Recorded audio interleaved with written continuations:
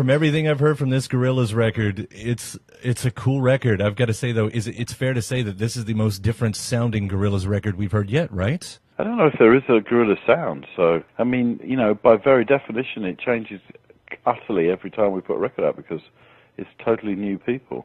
That's true. I mean, the only consistent thing, literally, from the first record to this one is me. Everything else has changed. All the people who work behind the scenes have changed every record. All the artists changed. Well, no, that's not true, actually. Myself and De La Soul are the only consistent things that have traveled through the 5 albums. I guess it's that mood that you bring every time. That's the consistent sound for me. It is. Yeah, yes, I suppose so. My chords, my minor chords, maybe. I guess it's this one though. Against everything, all the other records, this one almost seems more in line with pop music as a whole. And I don't know if I want to say contemporary pop, but there is something very contemporary about it, as opposed to the other ones. Well, that's good. I mean, I'm really delighted if I've managed to do that because I mean that is literally a fluke at my age. That's not. You can't really manufacture that. It's just either somehow you fall in with the zeitgeist or not. Do you know what I mean? It's right. Not, well, I've heard you talk about this being a club record. Yeah, I think so. I wanted to make an upbeat. I wanted to use my kind of experience to make a club record, and I wanted a club record that had a narrative arc, so that you could put it on and feel like you've entered a kind of, a movie of types. Which is two things that don't play together a lot of times: club records and storyline, pop opera. Pop opera. Well, I've been messing about with various forms of opera for a long time as well, but not on record. What is the storyline this time around? Well, it's sort of it takes place in a non-linear way, sort of in a city, maybe New York, but a kind of a generic city on post a traumatic kind of shift in what people believe in and how people see themselves and see the people around them in the near future. And I mean, when you start a record like I did at the beginning of last year, I suppose I was kind of sort of, I entered a dark fantasy where someone like Donald Trump ran for president and became president. Mm-hmm. And kind of strangely, as the sort of the closer I got to finishing the record, the closer that dark fantasy became reality. But it's not about Donald Trump.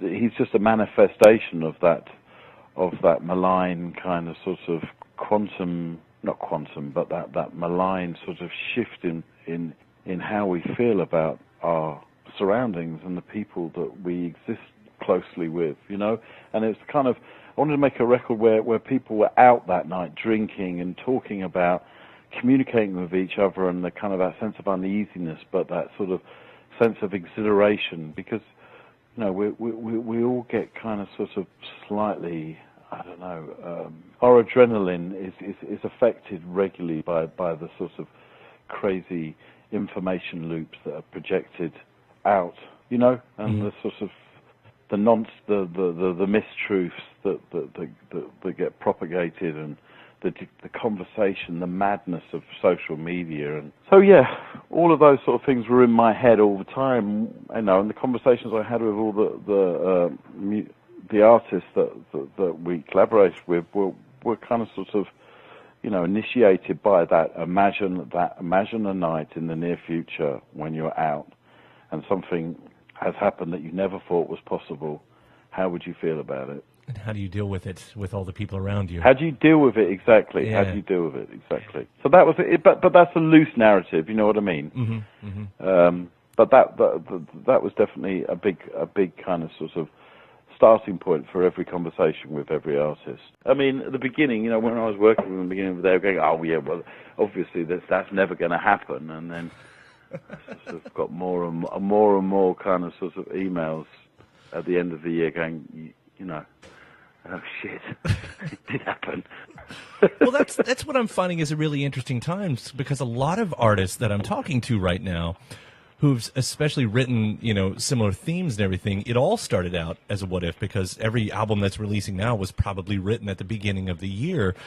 And so what wasn't it not exactly a protest song? Yeah, it's kind of strange. That is interesting. And I think obviously there's going to be a whole swathe of music that will come out sort of later this year from people who are reacting to it actually happening. I was reacting to the idea of it happening, the sense, the sort of the energy indefinable at first, but became more and more kind of sort of loud and became deafening and then became madness. I mean, I can't help thinking of your title Demon Days suddenly. Yes, no, well, I mean, there's a line. I mean, we sang that tune on Friday at our gig. It was the last tune we did, and there's a line in the chorus that goes, "When lies become reality, we drug ourselves with we numb ourselves with drugs and TV." And I mean, it's that was written 12 years ago. Yeah. That could fit into the narrative now perfectly. All right. Unfortunately, yeah, no, I've never. But I feel like you have to kind of face these things, to make popular music that's negative in a sense, or kind of deals with the sort of darker side of stuff. It's quite a challenge, because unfortunately most pop music is very saccharine and very sort of manufactured, sure, and very very programmable, because a disc jockey on a kind of sort of a feel good, no pun intended, radio station in I don't know, wherever. I'm going to pick the middle of America just because it needs that's right place. They don't, and they're not going to play a song that goes, "And that was Demon Days." You know what I mean? They're just not, because it's like, where does that take their narrative in the middle of a sunny day in Texas? So it's quite difficult. It's quite a challenge. Pulled it off. I mean, that was I killed myself. Do you know what I mean? It's not going to happen. That was Your Love's So Great. But I mean, I'm being very generalised, but you know what I mean. I do. Yeah. It's quite hard to fit in with that sort of programmable music, which inevitably becomes the thing that the majority of people who don't necessarily search out other alternate kind of sort of realities, that's all they've got, that's all they're given. And that's what we're fighting always, that sort of giving people a sort of more breadth of experience through music, through art, through information, and not allowing the kind of the malign forces of commercialism and misinformation to control everything. And I guess for good reason, it seems like this has been on your mind for a while, and mine as well, because I don't know. I think it's on any intelligent person's mind. Sure, yeah. How can it not be? It's kind of this.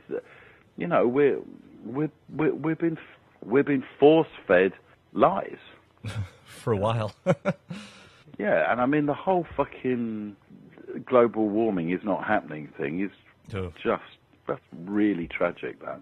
And that's what we're hearing this morning about him, being true to his threat about rolling back all the EPA bits and has the man actually travelled around the world? Has he actually seen the world?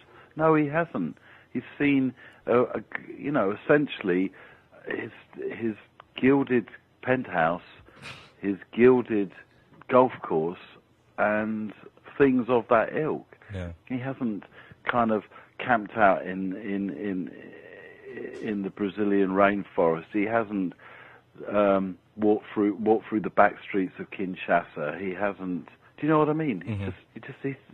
His the Ivory Tower. Yeah. The Ivory Tower, exactly. Is it fair to draw a line, or maybe even a continuation from where you left off on Everyday Robots, and especially the themes there? Because that feels like this is the next step of that, especially, I mean, playing two sides of the coin of Everyday Robots and Humanz. Yeah, I suppose that they're connected, but I mean, it's still, both things are me, you know what I mean? So, yeah, I think these are the ways that we communicate with each other now. So music kind of, and songwriting for me has to kind of go through that filter. I think, though, I expect these two records will play nice together. And again, in the most unfortunate of ways. But as far as arts, yeah, I'm sorry to be on such a bummer, but at least this time I've made it sound a bit more like a party. It really is. And I want to bring up one of the first singles too, because "We Got the Power" is a great that's positive. Song, that is positive, right? And especially following, I guess, "Hallelujah Money," because for that to be the first sounds of the new Gorillaz and giving us a taste. That was no one in their right mind sort of puts out the last song on a record as the first thing, but it was honestly written for the imaginary inauguration, so we had to sort of briefly air it on that day because that's what it was written for. It imagined that moment. I mean, it would have been a missed opportunity otherwise. It would have been a missed opportunity, but I mean, I was aware that we were, confusing something, but it's okay now. Hopefully, everyone now understands that it is a part of the party record I said it was going to be, right? And not a sort of free-fall waltz time with a kind of the ghost of Paul Robeson. Party for the end of the world. That's the old line, right? Yeah. And I heard you got the special guest on it with I'm losing the name now, Jenny Beth, and I guess Noel Gallagher is on it as well. I guess I just and Dram. Right. And Dram. I mean, you had to know, by the way, on that. You were going to blow up the internet once you announced that Noel was on the record as well. So, but there's something. He's my mate, and it was kind of it was not easy to find a place for him on this record for obvious reasons. Mm-hmm. But that tune, I think personally for the two of us, it was nice to sing that line, and it meant something. Right. And I guess I would love to, ask the very obvious question. We've got the power to what? Be loving each other no matter what happens. In the sense of we've got the power to sort of see through all of the bullshit and just treat each other like human beings, whoever we are, wherever we are. And it's such a difficult idea right now for the division. It seems to be, but it's sort of it's the only way we're gonna ever sort of march in the same direction. God, I hope so. Yeah. Well, it is. I mean, we're not going to do it any other way, are we? Yeah. I mean, that's the way it's always worked. It's not going to happen if we allow religion to kind of sort of dictate to us. It's not going to happen if we allow kind of commercial concerns to dictate to us. It's only going to happen if we're sort of humanists. Of all of the socially reflective songs coming out, it has been nice to see the ones that are still kind of eyeing the whole game, but putting it in a positive light. To try to bring. Well, that's why together. I put it at the end of the album, because it really didn't fit anywhere else, and in a way, it's a bit of the cuckoo in the nest, that one. Mm-hmm. Does it? But I kind of see it in my kind of sort of dark, twisted fantasy about yet another end of the world scenario. It's the kind of it's the title music at the end where at least you don't leave the cinema kind of thinking that all hope is lost. It's the nice bow on it. It's my Hollywood ending, basically. That's nice. Well, sometimes we need the Hollywood ending. It's true. Yeah, we do. I like a Hollywood ending. Do you I don't know what you guys were going for specifically on the music for that one, but do you sense the nostalgia in the music? There's something about that song that actually takes me back to, in your early days a little bit, and what was happening in the Brit scene at that point. I mean, at one point that song had Graham Coxon, Noel Gallagher, and myself. Oh, well, there we go. And was a testosterone-fueled kind of sort of homage to the glory days of Britpop. Guitars and everything, but it didn't fit on the record at all, and I was going to not even put it on the record. I just thought, well, maybe I'll do this at some other point in the future, but because it's not working. And then, I realised that I should persevere with it, so I just stripped it down and took out all the rock elements to it, and made it purely electronic. And then, sort of, because there's so many songs on the album which are kind of conversations between men and women, I thought, let's find someone with a kind of sort of, with their own power and their own sort of sense and vision of the world, and make it something for everyone. So literally, we've got the power. men and women. We've all got that to work together. Yeah, I love it, and it does. I mean, it does that nice thing. There is something, reminiscent about the whole thing, but it sounds very current. And I will use that silly word again, contemporary. And also, if people in America can be able to say we've got the power of French. Okay, there you are, teaching us. We don't want to learn other languages. Educational, positive and educational. Speak American, Damon. Yeah. All right. Thank you so much for talking today. I cannot wait to hear the rest of this record and everything this year. So, cheers, man.